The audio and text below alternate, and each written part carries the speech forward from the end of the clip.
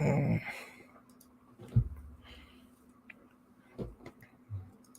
right, just making sure it's live on my side, which it is. We're all going. Thank you guys for 17 of y'all waiting for the live show. And Ken, you may have deleted the comment, but I saw it, driver. I was not going to mention anything. I was going to let you just have it, but I do appreciate it. I know Pearce, coerced you to me Twitter. I know Pearce, forced you to delete that comment, but I saw it. Don't worry. Nothing slips past my sight. I don't know why I got so much hate on the Harrison Burton. I had a guy in Discord joking about it. I had a DM on Twitter asking about, are you sure Harrison Burton? And I don't take victory laps one way or the other. It very easily could have not worked out. I think Burton was. I know he was in the winning lineup. I don't know if he was optimal. I haven't checked that yet. But I can't believe he was only like 20% owned. I thought he'd have way more. Jim, I'm glad you brought this up. It's so funny that, man, first thing Pearce is doing is just taking away any good fortune we have to start the day. Although if you want to support me, support Pearce, you can go to our Patreon or in the links below and support either one of us out there. As I answered to Tim in the video, it's such a big issue. Like the issue and the ripple effects from this is so huge. It's not even, you can't even worry about it. Same thing with the tire issues that I do want to put out. It's on the teams at this point. It's not Goodyear, the teams are pushing tires. So if we could all just stop, bashing on Goodyear right now. We're 6 months in. At this point, the teams understand what you can and can't do to these tires, and they're still, making the choices to put low air pressure in there. I don't think Hamlin gets revenge on Chastain today. I think he's going to wait for a race that actually matters, or he doesn't. Like, I don't know.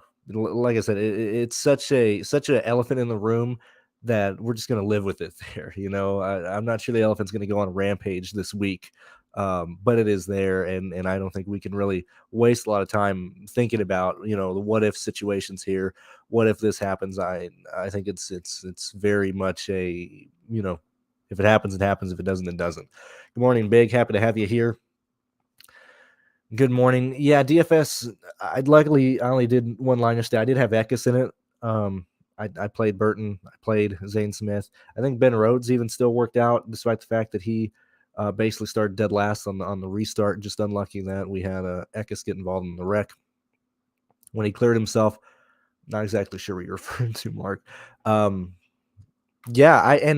oddly enough, I actually got that a lot. That Harrison Burton made you guys quite a bit of money, so I'm very happy about that. I'm glad that worked out. Like I said, I thought he'd be higher owned than 21%. I thought he was clearly he worked out. I just thought for sure he'd carry at least 25-26% ownership, but he was pretty around a fifth of lines had him, and I thought it'd be a bit more.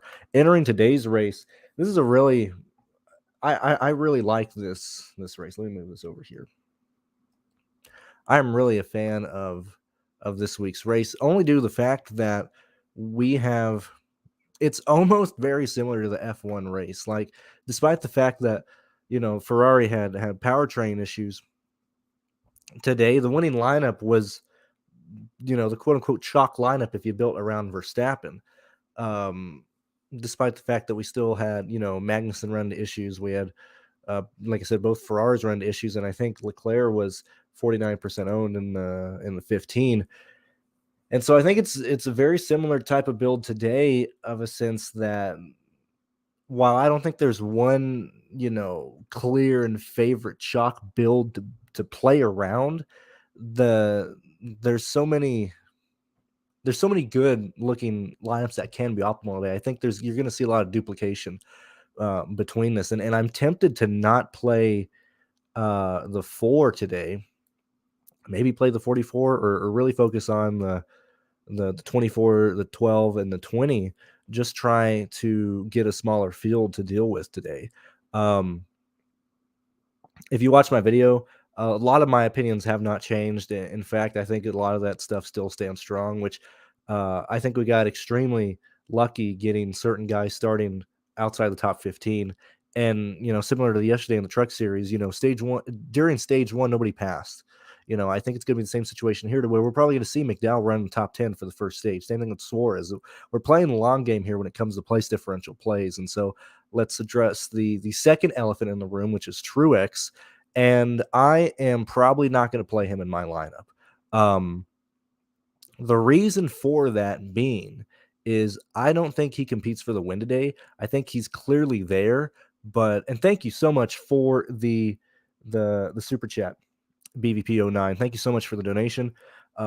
As I said, I think Pearce is in here as well, but I do give some of this to Pearce after Google takes some of their percentage from it. But thank you so much for the $50. Open up Sunday morning. Thank you guys so much. And the rest of this is going to go to, yet again, the computer fund. The computer fund that I am currently trying to save up for, because I would like to get a new computer. I've been saying that for a few months now. And hopefully I can get there by at least October or November and finally check in a good just finally checking good components in that. But thank you so much for that. And feel free to drop a question in VVP. BVP. It sounds like saying AVP from CSGO. But thank you for the donation. I really do appreciate it. I'm going to leave that on the screen for a while. I do apologize to any questions out there, but I got to keep that up there. Thank you so much. Anyway, in addressing Truex Jr., and I'm not trying to go over your thing. I really am grateful for the $50.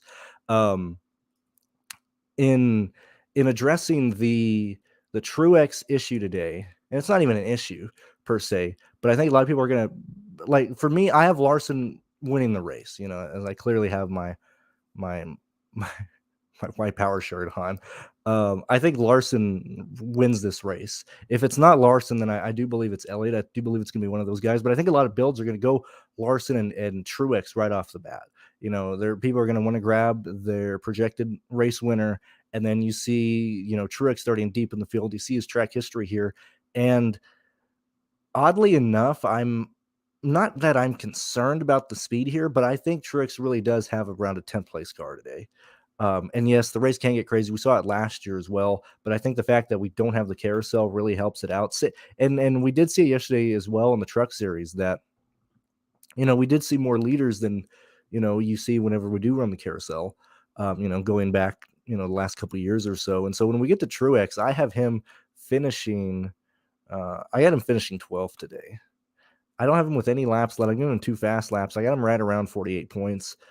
Even if he goes a bit more than that and he scores, 52, 53, 54, I think there's guys who are going to be outscoring Truex at a much lower salary than Truex. So for me personally, outside of the fact that I don't want to build a lot of lines for this week, because I think it does end up being, chalky up top, no matter how the race breaks out, I am going to fade Truex, and that makes me really like the, the 44, the single dollar entries this weekend, because I think Truex is going to be the second, third or fourth highest owned driver today, just because they see him starting the back, and you clearly see your track history, and we see a lot of people looking at track history a lot this year, despite the fact that I don't think you necessarily should. This is a completely different animal, even though it's a road course, and a lot of those skills will translate to this car. I think Truex doesn't perform the way that we have seen him perform here, and mainly do that because I think Cindric is a much better play. I think Byron's a much better play.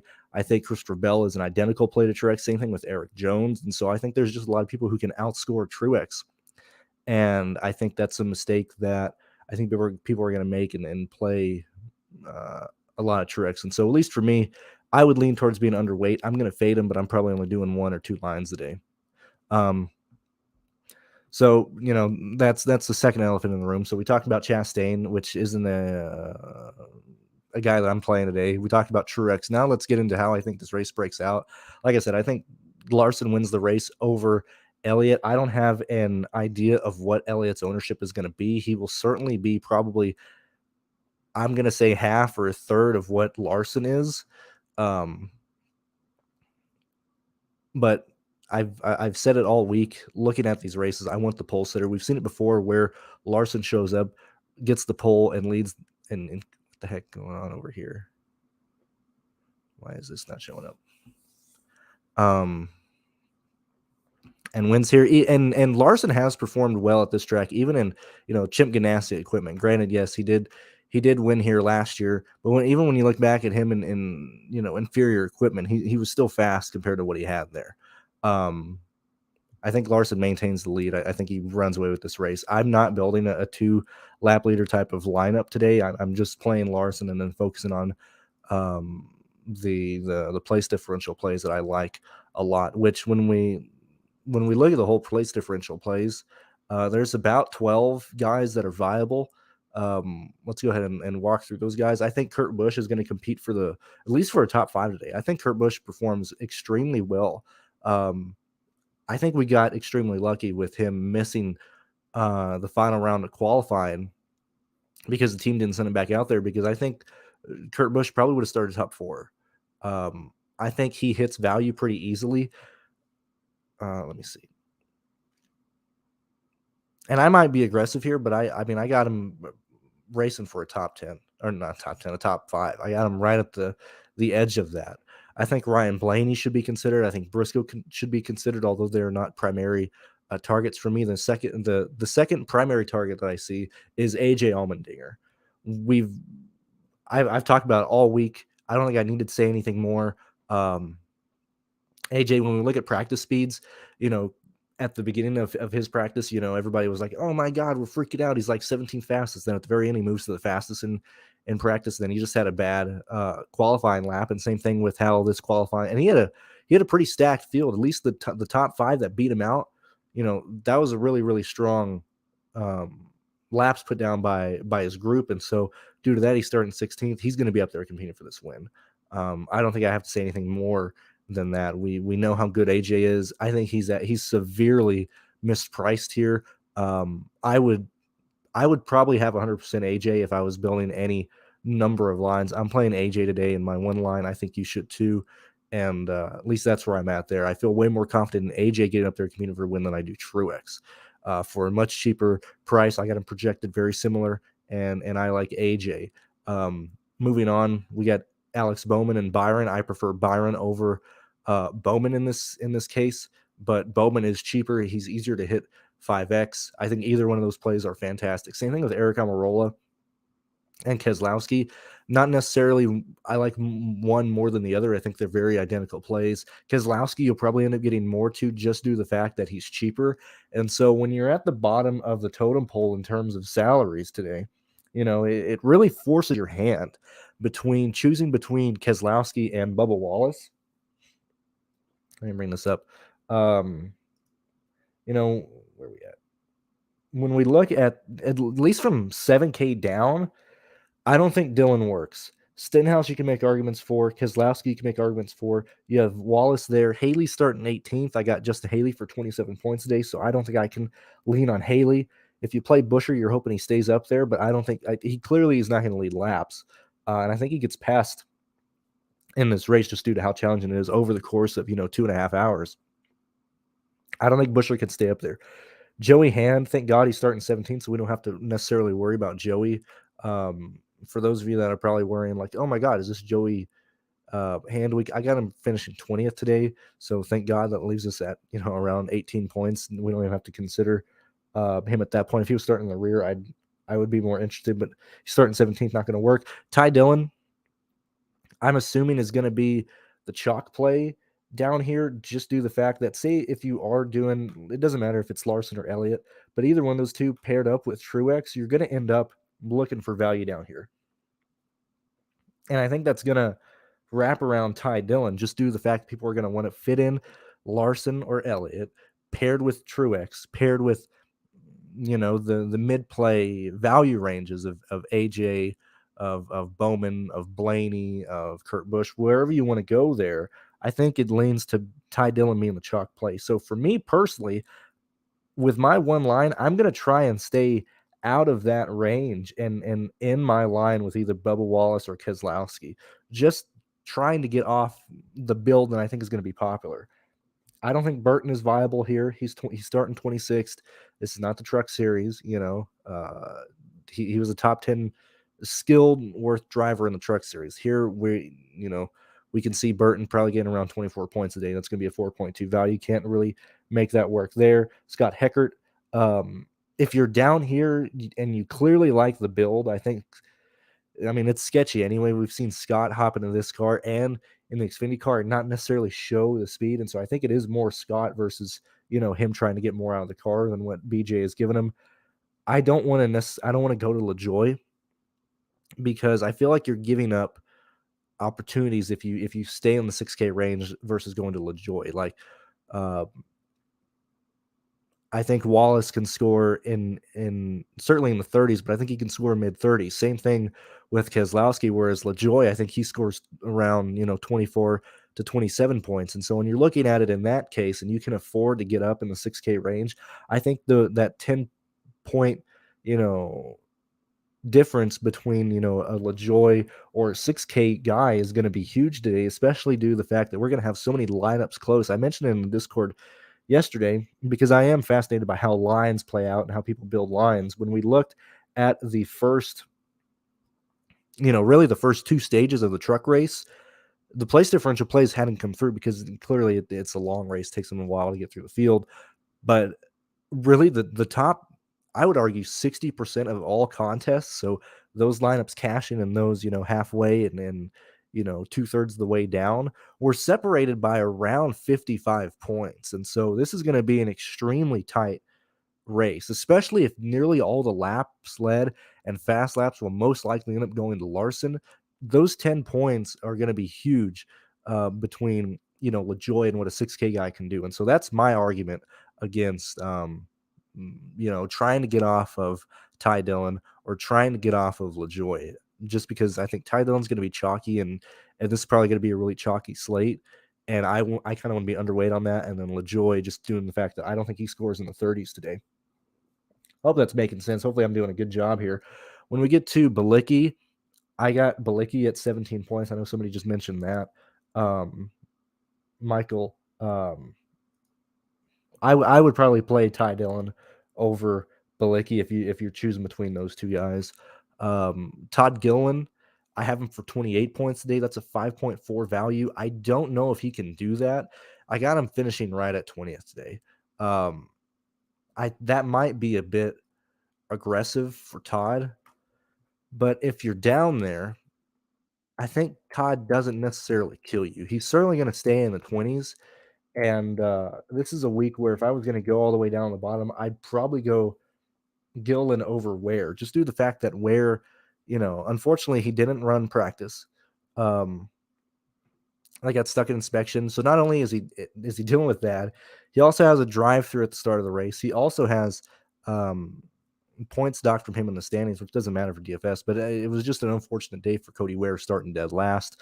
I think Cody gets the lap back at some point, certainly at stage 2 if nobody else gets lapped. But for DFS, I don't think Cody Ware is viable today. And so that's kind of my opinions real fast of the value range. And so, rotating back up, and I'll check the comments in a second, and we'll focus more on what you guys are wanting to hear, what you guys are wanting to see. And yet again, thank you, BVP for the $50 super chat. But yeah, for me, I like the idea of building a very balanced line today. And when I say that, people always ask me, like, what do you mean by a balanced line? What do you mean by here? Well, looking at the line that I have, and this is, telling a lot. I've already told you I like Larson. I'm playing Larson. I think he runs away with this race. I've mentioned other guys here, but I have 3 8K guys in the line. That's a very balanced build. It's not going up for 2 10K guys. It's not going up for 9 and 10K guys. My lineup goes from a 10K guy to 3 8K guys. And so that's the type of build that I like, just due to the fact that I think we're going to have, just a plethora of drivers between 11th to 23rd that can all hit value, that can all be top 10 contenders when this race is said and done, that are all scoring really near close to 40 points. It'll then go to, who has a good day on pit road, who works the strategies out, who works the yellows out in a better sense, who doesn't have a mechanical failure, who doesn't flat spot a tire, who doesn't blow a tire, something around there. Also, I can't believe Hocevar did the driver swap under green. I don't understand. This kid is so interesting. It was weird that he was talking about it in the interview. He was like, well, I could have gone all day, but the team wanted me to go. I doubt the team would have wanted you to. They either want you to hop right out early or wait for the end of the stage. It was a very weird timing there. Hocevar is a very, very interesting character. Anyways, that's my kind of thoughts on these ranges here. Let me see. I am going to go through these. Like I said, I'm going to take it off. I'm sorry. It has been up there a while. I'm not trying to discount the donation there. But I am going to bring up some questions here. Rob, I'm glad I'm helping you out. I think that approach can certainly work if Larson or Elliott run to a bad day. I think Larson wins the race. That's just where I'm at. Stenhouse is. I don't like Stenhouse today. I am not, and I don't think it's due to how I'm building here.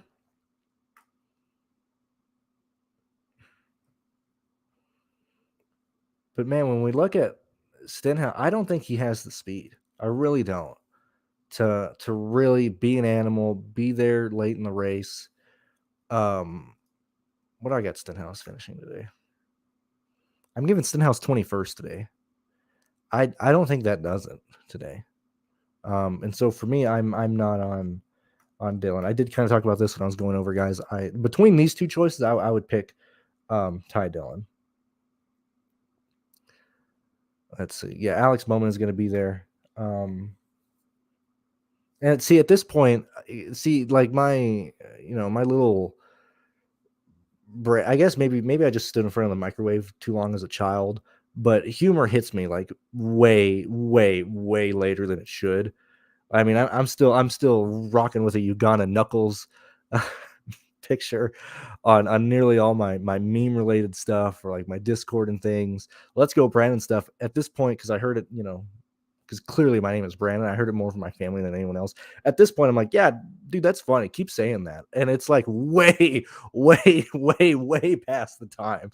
Like everybody's like, let's go Brandon's old. I'm like, dude, that shit's funny now. Like, keep saying that. Like, where have you been for the last 8 months? What have you been doing? This is a good question here. This is a really good question here. Between these two pairings, I'm going to answer this based on my projections. I'm going to lean, personally, I think I'm going to lean Kurt and Bubba.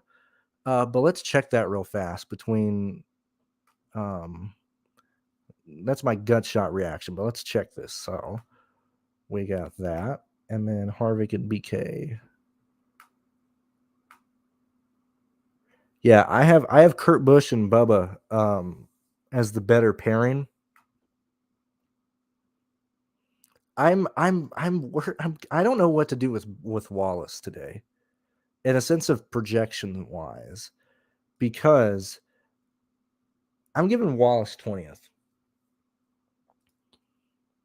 I think he can perform better than that, but the guy has had just a ton of bad luck at these road courses. Like, Wallace is a guy who clearly struggles on road courses. It doesn't matter what car it is, doesn't matter what equipment it is. That's just how Wallace has always been on road courses. This has not been his sweet spot. And I think this is actually fantastic pricing by DraftKings here. Because it's a situation where, like, him hitting his ceiling is very similar to him hitting value. But him just showing up is going to be over 4 times. And due to the fact, like, it's not necessarily what Bubba Wallace can do. It's what he does compared to the guys below him in pricing. Like, who can realistically outscore Bubba Wallace today? Like, head to head. Ty Dillon has that option. I think Gilliland has that chance. But outside of those two, Wallace might be the best scorer from 6,400 down. And so maybe he doesn't necessarily need to hit value there. If you have my projections, you can see what I have him projected for. Let me look at what Pearce is given The poor little feller. Appears to be more generous than I am.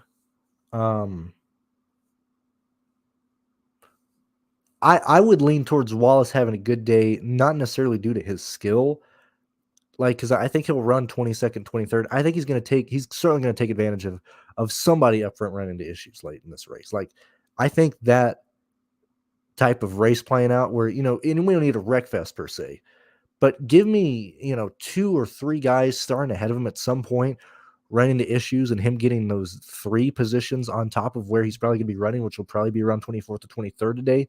I think he can do it. I think he can be there. And so personally, I like Bubba Wallace today. Suarez starting 8th today. I'm not playing Suarez. And yet again, just due to the fact that I think Larson runs away with this race. I do have Suarez for 38 points today. But I don't think he goes out there and wins it.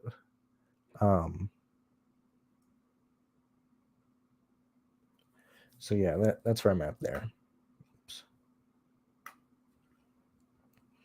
Let's get to Bell. I haven't talked about Bell a lot, or I don't think I've talked about him at all. Bell's another one of those great play. Actually, I did talk about him because I said I actually prefer Bell over Truex. Like that's where I'm at there. Like if you're looking at Truex or Bell and you could afford either one of them, I would prefer Christopher Bell over Truex. I think they score nearly identical points, and I think they're nearly identical plays. Bell is cheaper. He's starting 2 positions farther back. That's going to be huge in terms of line construction, in terms of what you can do with the rest of your players. I would like Bell. I don't think I got to him in my line because he's $8,900.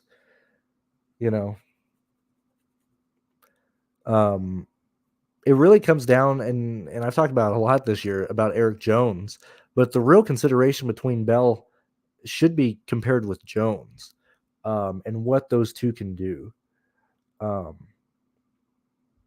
I have Kurt Busch in my line. As I said, I think he runs top 5, but if I take Kurt Busch out, I can easily afford, Bell and Jones together.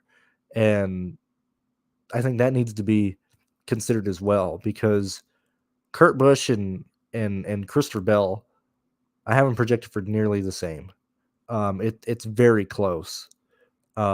With Kurt Busch just being a slightly better value in my eyes than Bell. And so that's the reason why I haven't personally got to Bell. But if you're building that line, really being safe and focusing on a lot of place differential that come through, I wouldn't be shocked if you end up with Bell, Jones, say Cindric as like your 3 guys that you're like building around.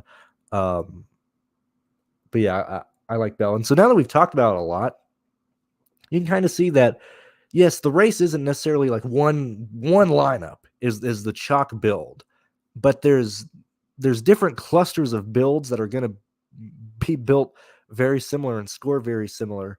Is that clearly I'm gonna keep playing I'm gonna do one line in the 15 just because NASCAR 15 I'll kill myself if I play the optimal and I don't play that. But this is really screaming like a small field type of race, playing a single entry or a 3 max, and just trying to beat the chalk that way of just playing a smaller field in that. And yes, that's not an inaccurate statement. None of what you said isn't true. I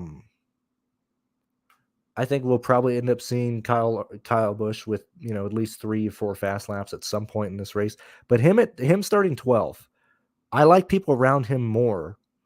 I think people are going to outscore him more, and he needs to win the race.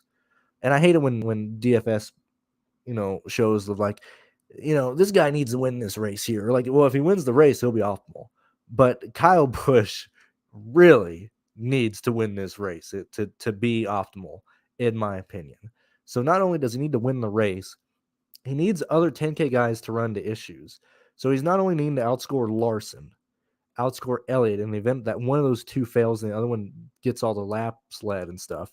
He also needs to outscore Martin Truex Jr. starting in the back of the field. Those are his 3 guys that he has to outscore there. And so once he does that, he needs to be there. And so if you're playing Kyle Busch today, my two roads would lead to either playing Kyle Busch and Truex together, being a lineup that has two 10K guys come through, or playing Kyle Busch and no other 10K guy, hoping that he comes through when those other three 10K guys don't come through. And yet again, that's another reason why I don't necessarily like building a lot of lines for this slate, because that's the type of getting off the chalk play that most likely won't cash. Like, you need a very specific situation to come through for that lineup to work. And so for me, I'm just not playing Kyle Busch, and I don't think it's necessarily worth going down that rabbit hole of trying to find situations where Kyle Busch works unless you are making around 20 lines and trying to cover a lot of bases. But that's where I'm at there.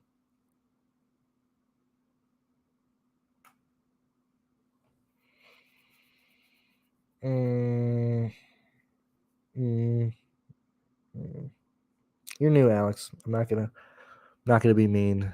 Not gonna be mean. This is just an ignorant question. I'm not gonna be mean here.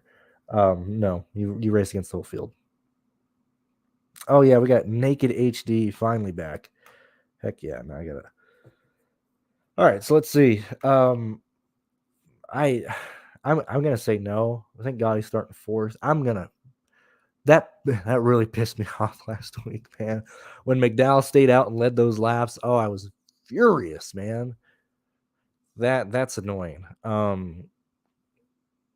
My only thing, it's very similar to like the Draymond Green situation for NBA right now. You have two different types of people. Okay, it's the people who are fading him just due to the fact he keeps getting into foul trouble, and it's the guys who keep playing him because he gets into foul trouble and nobody plays him. McDowell is a guy that I don't want to touch. I haven't touched this year because more often than not, he's not going to work out. And I've said that a lot this year. Then, he goes out and leads laps last week, or he gets top 10s based on pit strategy or late race chaos and stuff. And granted to him, that's working out. But he has not been a top 10 car this year. He's not been a top 15 car. He doesn't have that speed. He's just, he's performing well late in the races. So for me, I'm not playing McDowell. Him starting fourth, I'd much rather play Kurt Busch. If you're playing somebody up front who might not necessarily be, a guy that everybody kind of gravitates to. And so for me, I'm not playing McDowell here. Cindric, I think Cindric is going to contend for the race win. We've seen it time and time again that, look, he knows what he's doing. It doesn't, like, going to tracks nowadays doesn't matter. I hate to say that because it sounds like I'm being ignorant and be like, these guys just show up and race because they're the best in the world. I'm not taking that argument. I'm taking the argument that especially a road course, it's more like sight. It's more getting familiar with where your breaking points are, and not necessarily like, I need to go on the track and practice stuff. This is a situation where when you're on the sim, it's getting the rhythm down, not necessarily nailing the setup. This is more, and clearly Cindric has been practicing and stuff. Like, I'm not going to assume that Cindric is just saying, fuck it, I'm going to show up and do the practice, and that'll be my warm up and stuff. And that, that is reflected on his practice speeds. He's going to be there. He's going to be racing fine. I don't see a reason to not like Cindric, and I love Cindric and AJ Allmendinger paired together. You can get those on Patreon, my buddy boy. And I do give stuff out throughout the race or throughout the live show and stuff. But I just try not to like absolutely just obliterate my own projections and my own Patreon supporters and stuff by being like, screw it, I'll give out all the projections. They're scored very well. That's all you need to know. I've talked about these guys a lot. I know you're just joining, and these comments are about 10 minutes old, but I've talked about those guys. Thank you, Taylor. I'm glad that you are here. I know, man. Look, man, it's like drugs. I wish everything was just. It's certainly not CP. I'm not pushing for that. But I mean, like, look, you guys do whatever you want. Let's tear down regulations and let everybody do whatever the fuck they want to do. It's 2022. No, you're not being mean. I just and I haven't done my intro in a long time. I don't do them anymore because uh typically I just kind of hop right in. But all the OGs back there, from early this year and last year, and if you watch me before, you're like, this is I like talking about slates and stuff specifically in a GPP sense, and certainly not very much in a beginner sense. Like not only a beginner to NASCAR, but a beginner to DFS sports in general. I really don't um, lean towards that type of audience. It might be mean and rude, but yeah. Thoughts on chat? I mean, yet again, well, this is actually a recent comment, so I assuming you're not here. I'm not playing Chastain today, um, just because I think Larson wins the race. That's just where I'm at. I think Zero Dominator is all in on plate. That'll cash for sure. Like that's going to be the safe play. The optimal lineup will have the main lap leader. That's just how it's going to be. And I want to chase that. I think it's Larson. If it's not, oh well, we'll see what happens. But if you're chasing all place differential plays, that is going to be really duplicated in double ups today, and probably a lot of single entries too. And I think Larson will probably be elevated ownership in single entry. But man, I think he wins this race. I'm glad that I'm helping out. Like I said, I do try and cover stuff, and I try and get to things before people ask questions. I try and talk and stuff. I probably need to move this over again so it doesn't just look like I'm breaking my neck every time I answer a question. When we're looking at Kevin Harvick,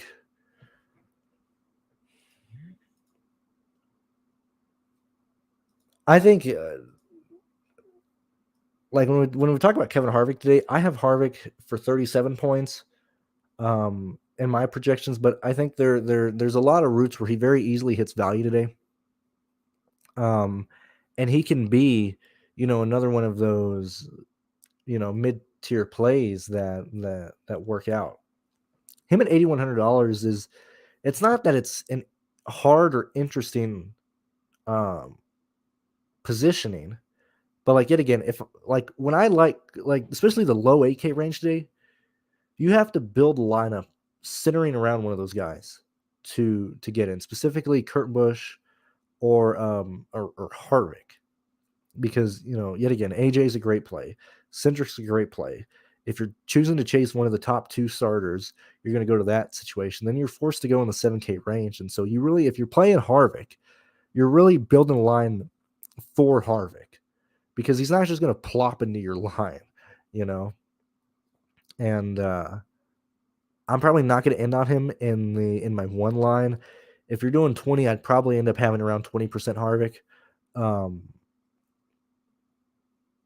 But I mean, him, Keselowski, Almirola, Bowman, Byron, AJ, even Briscoe to an extent, Blaney, Kurt Busch, all these guys are going to have a high chance of being optimal today. That's when you really have to split hairs and say who you like more than another guy. And so for me, when I start splitting hairs and looking through situations where I would want to go, I don't end up on Harvick today. But if you're doing more than one line, you'll probably end up having him. This is a really good question too. I'm just going to answer this based on my projections. I have Bowman over Harvick. Yeah, it was close.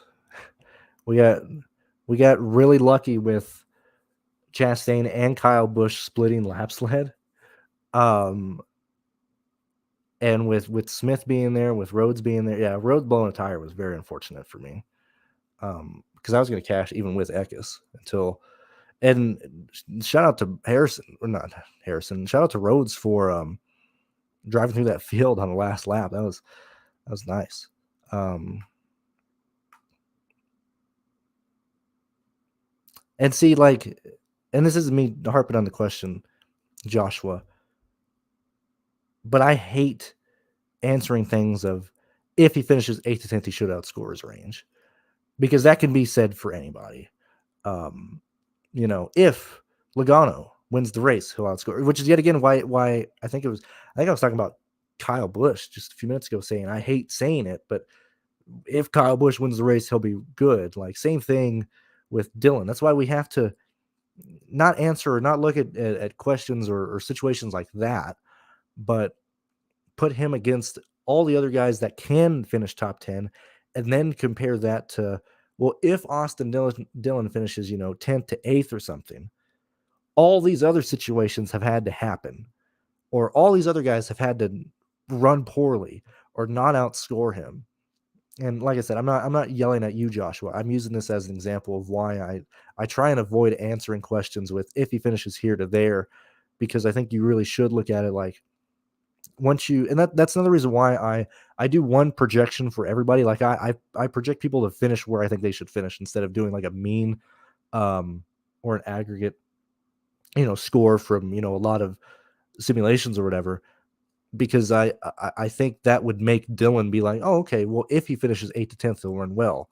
Whereas in my head, I want to be like, okay, if I project Dylan where he should realistically finish, that should give Dylan probably, a finish anywhere from 16th to 22nd today. Just due to the fact that he has so many people behind him that should pass him, and he'll have so many people that will pass him. Even if some people run issues, he'll still get passed over people. And so, very long-winded answer to that, but I'm not on Dylan. Ryan, I do appreciate you joining, and we've been live for 40 minutes, so I'm not going to harp on you there. I did talk about Dylan. I talked about both these guys. I like Dylan, but if you go back, listen to 2X, or download an extension on Chrome so you can listen to 3X or 4X or whatever. I go down and really talk about all the value range in detail, and especially in a good sense of not being like, well, if this guy finishes here, he's going to score to the, like I think I did a very good job writing them down. But between these two guys, I have Ty Dillon.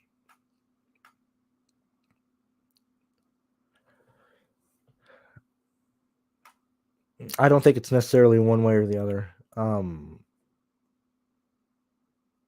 It's just going to be certain lines taken out. I don't think there's necessarily one, like if we're going to have the way it should plan out, we shouldn't have one exactly high owned guy. We should have probably, I'm gonna guess, Larson pushing 40. We're probably gonna have several drivers in the low to high 20s. I would probably say maybe 10 drivers in that range. And so it's not necessarily we have one shock play that doesn't work out, it kills a lot of the field. Ownership will probably be spread out evenly enough that one driver doesn't just, kill half the lines. It should be a situation where, and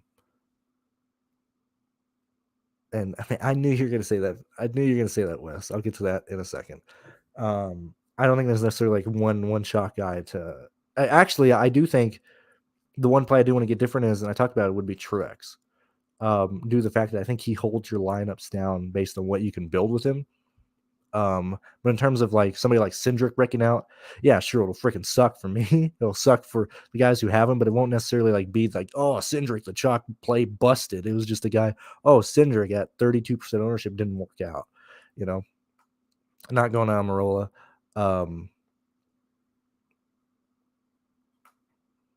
No, we can't. Okay. I mean, if you do want to argue this, okay. Austin Dillon is $6,900. He needs 34.5 to pay off. Do I see him getting anywhere near 35 points today? He holds his position. He gets 30. All right, Dylan, having a fantastic day. Having a really good day. Finishing 30th. Working his way in the top 10. He's going to be optimal. Or not optimal. He's going to add value. But even with that, him hitting 30, 37, 30, what is it? Even Dylan scoring 36 points, I can tell you he's going to be outscored by Bowman, Byron, outscored by Almirola, be very close to being outscored by Keselowski, by Harvick. Honestly, he might be within 10 points of Gillen. He's going to be outscored by Cindric. Probably going to be outscored by Truex. Going to be outscored by Bell. Going to be outscored by Jones. Might be outscored or very similar. Probably within 6 points of Ty Dillon and Stenhouse Jr. So I don't think Austin Dillon gets it done today. Just depends on what teams do.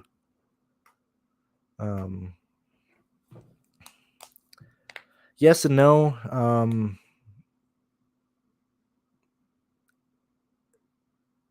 Larson has been higher owned at times than he should have. And I started this year playing Larson more than I should have, and I realized that he might not have the speed compared to other Hendrick guys and the Toyota cars, but those are intermediates. I think Larson is going to perform well today, and if he doesn't, so be it. If Larson does well, there's going to be a lot of happy racists out there.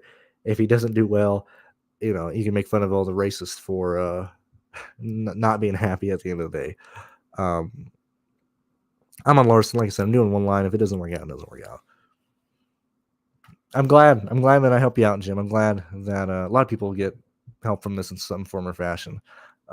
Hopefully it's relayed in a good sense. I have a very hard time critiquing my live shows, like looking back at them or knowing what I should do. It's hard for me to understand how I'm presenting stuff, or if it's easily digestible. So I only have you guys to, give me feedback on that. As I said, Steven said it, not me. He will. That would be interesting. What's up, NASCAR? I've talked about Truex a bit. I actually, first off, like within the first 3 minutes, if you want to go back and listen to that, because I'll probably be ending the show in probably about 50, and probably about 10 minutes or so. And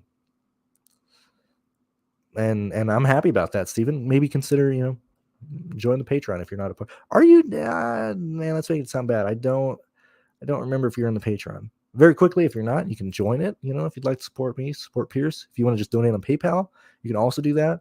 If you want to send some through PayPal and say, hey, you want to send some to Pearce as well, I can do that as well. Yeah, you are. You can still donate on PayPal. You can still donate more. I'm never going to turn down that.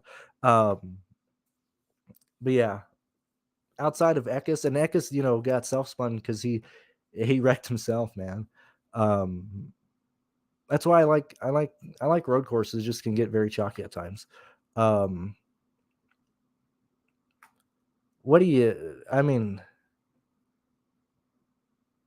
I don't think this is. If you're, it should be very clear of what Trackhouse is bringing to the table. They're bringing good cars. They have. Look, man, shout out to Justin Marks for the amount of money that he's brought into this team this quickly. He is very. I actually really like Justin Marks more than I thought I would, because I forgot when was the interview, but he went into detail of his idea of what NASCAR can be in terms of teams is very similar to what Red Bull wanted to do, but Red Bull was just too early to the game. They were 10 years too early. And if you look and you really compare what Red Bull Racing did and what Justin Marks is doing, it's nearly identical. It's just that Red Bull didn't have the knowledge of what they didn't know, and that's why they failed. Whereas Marks is entering this in a way that's been different from any other team. And due to that, he's been able to bring in a lot of funding, a lot of people who know what they're doing, like a lot of good engineers. A lot of the stuff is behind the scenes work that people don't talk about. And it's not people coming from the NASCAR Technical Institute of UTI. Like it's not those types of people, of those smart engineers. It's people who know what they're doing with a lot of experience, making this team be good. That is a really, really good team. They're bringing in a lot of good equipment. And they have really, really good equipment. They are legit a powerhouse team. They're right there with Hendrick. I mean, and that's not even me just talking. Like, you can see it what Chastain is bringing to the table. I would argue that if Chastain was a better driver, they would be unstoppable. And that's not a knock towards Chastain. That's just me saying where he's at right now, with what he does. And certainly if Swore, I think if Kurt Busch was in this team, he'd be killing it. It could be a very similar performance to what Larson did last year. Just how good that team is across the board at every track. In terms of DFS, yeah, no, it's not probably going to work today. But in terms of IRL racing, they're really good. I would give it to. I would do it Keselowski, Bubba, Stenhouse. I think, and this isn't me being like, oh, fade Keselowski. That's not my view. But when I was building lines, I did end up on, or when I was dicking around with lines, I saw that you do end up on Keselowski a lot, and that makes me think that. And I talked about it with the Wallace point of view. I think he'll be the benefactor of guys running top 20 who run into failures, and I think that's what leads him to hitting value today. Whereas Keselowski's going to have speed all day. I think for tournaments, Bubba is certainly a more appealing play, but if I was building 20 lines, I'd probably end up with 45% Keselowski. So that isn't necessarily like a fade Keselowski talk. That's just me being Keselowski will have more ownership than Bubba. If you're feeling like you have a bit of a chalky line, maybe use Bubba in that situations. I love you, Wes. Thank you, Mark. Like I said, I don't annoy you guys. I got monetized. That's really all I wanted. If you do want to like and subscribe, you can. I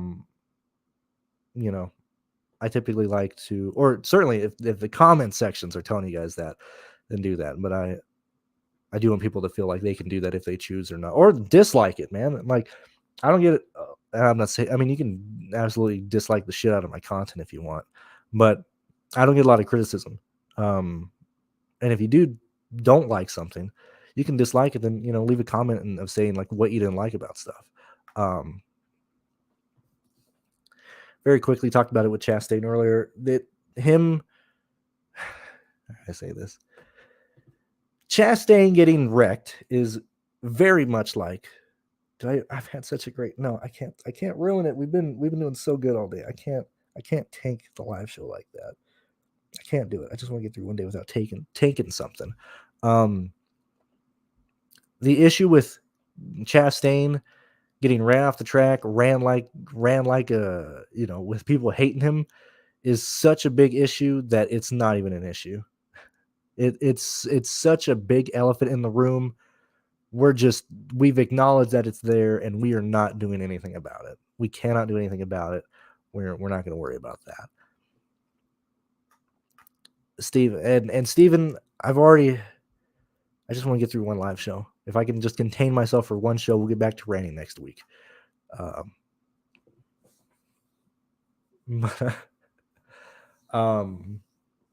Yeah, I think that's really about it. Been live for 50 minutes. I do appreciate you guys being here. I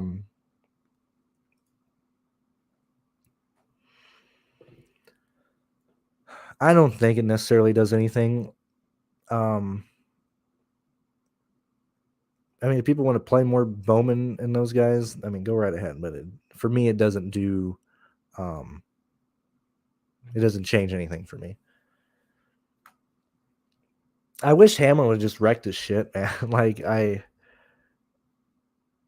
Although I got to give him, I'm almost more mad at NASCAR that Hamlin doesn't wreck him, and they're still, saying, all right, you made your point, Hamlin.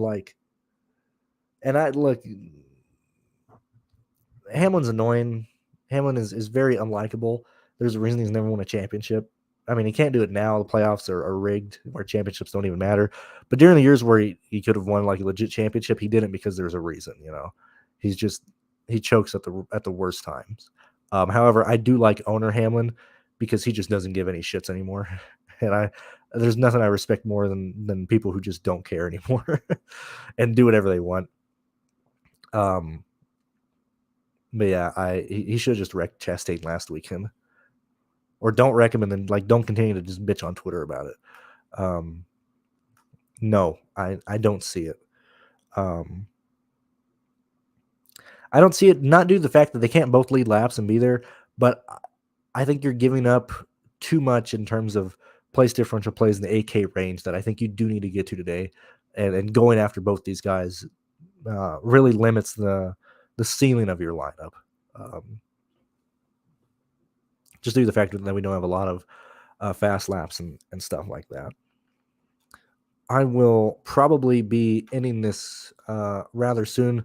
Yet again, going back, thank you for the super chat, BVP09. If anybody else feels, thankful for any that, well, that sounds really condescending. If you enjoy any of the content that I put out, the live streams, the shows, being in Discord, the sheets that Pearce and I work on, do consider joining the Patreon or donating through the PayPal link in the description below or on my Twitter, whatever the case is. If you guys want to support me, you can do it there. I just want to go up here and highlight that again. Yeah, I don't like. That's why I don't understand these guys. Like when Harvick at Bristol, I'm so mad I could have ripped his head off. Okay, well, take that helmet off and go whack him in the pits. Like go grab a knife and stab someone. Just shoot him in the infield. See, I lost the damn show. But like that's the extent. Like if you're that mad at somebody, wreck his fucking shit, injure him, put him out, or don't say anything. I really don't like people who don't do any actions and then say, well, I'm going to get him back, or he made me very angry. Like I don't like that stuff at all. Yeah, I did. I only did one line. I didn't have Leclerc. I survived the Ferrari meltdown. I didn't play Vettel. I went I didn't have Magnussen either. I got really lucky avoiding the chalk. And I cashed in the 4. I haven't checked the 15 because when I last checked, they hadn't given the points out, but it was very well. I did have George Russell. I had Perez winning. I don't think I want to say I don't think I cashed because I had Perez instead of Verstappen. But I wanted to build a different line, and that's why I opened with the same thing. Like the Verstappen line that won today, yes, it didn't have Magnussen. Who else didn't have? I think Magnussen was the main chalk that line didn't have. But if you're building a lot of lines that went with Max Verstappen, you would have gotten the lines with Magnussen and then without Magnussen, and that's why the 20,000 to win or something ended up being like 350 to win because it tied so many times because it was very chalky. Same thing today. There's not necessarily one chalk play. Actually, looking over here, I didn't cash in 15. I was just short of cashing in 15. But there's so many different lines that are going to be duplicated. I don't know if we necessarily get a unique winner unless this race just gets stupid at the end. I'm hoping that it doesn't. But yeah, you don't play chess. No problem. I'm glad that you like the show. If you don't play Chastain today, you don't want to win money. You can't account for variance. I'm not playing Chastain because I don't think he wins. It's not because I don't think him getting wrecked doesn't matter to me. Anybody can get wrecked or blow a tire. I don't think Chastain gets there and wins the race. When we get back to real tracks next week, I'll be playing Chastain just like I always do. I think I've played 40% Chastain this whole fucking year. I don't think I've missed a slight play in Chastain. I'm gonna let's do this real quick. Chastain, Truex, Hamlin, Kyle Busch. Let's fucking game. Byron, Bowman, and Elliott. Those 7 drivers each week, and granted, this is a road course. I'm not necessarily talking. I'm talking about real races like short tracks and intermediates. Those 7 guys, everyone, every week, make sure you have at least 20% of those 7 guys. I think that'd be a good rule to run by. I end up with more just based on my projections or how I view each races. But those 7 drivers I just mentioned, you should play them each and every week. There's no reason Truex should be 8% owned. There's no reason Hamlin should be 11% owned. There's no reason Kyle Busch should ever be like under 15% owned. Like, just take that as like, the 10 commandments this year. But instead of 10 commandments, it's 7 drivers. Those 7 drivers at intermediates and short tracks, road course, they're a different thing, have 20% of those 7 guys each and every week. And you're gonna be happy, man. Like, that's how I go in each and every week. I know I'm playing those guys in some form or fashion. Get 20%. There's no reason those guys should ever be as low as some of those guys have been weeks in and weeks out. Oh yeah. I think that's a very ignorant way to look at stuff. Like, like, I think that's very stupid. If you start a conversation, or if anybody starts a thing being like, well, I don't know if you should play him. People want to wreck Chastain. Everybody wants to wreck everybody,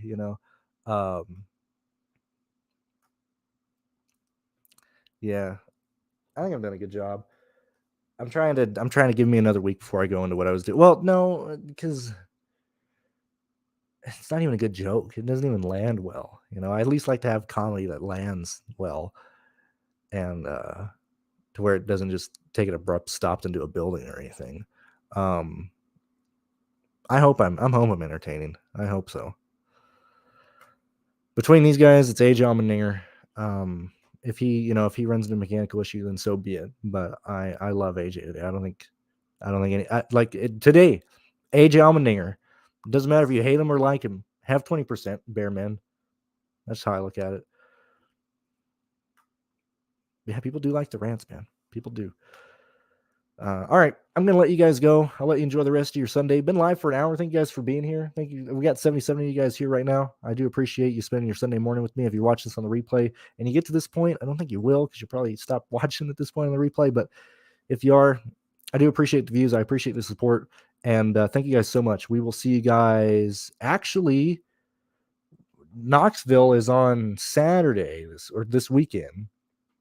I have a pit road video coming out. I have a preview for the week after Knoxville, which I'll probably put out just so I can, get content out there. But if you guys want anything else, focus on, because next week is really an off week in terms of there's just no races other than Knoxville.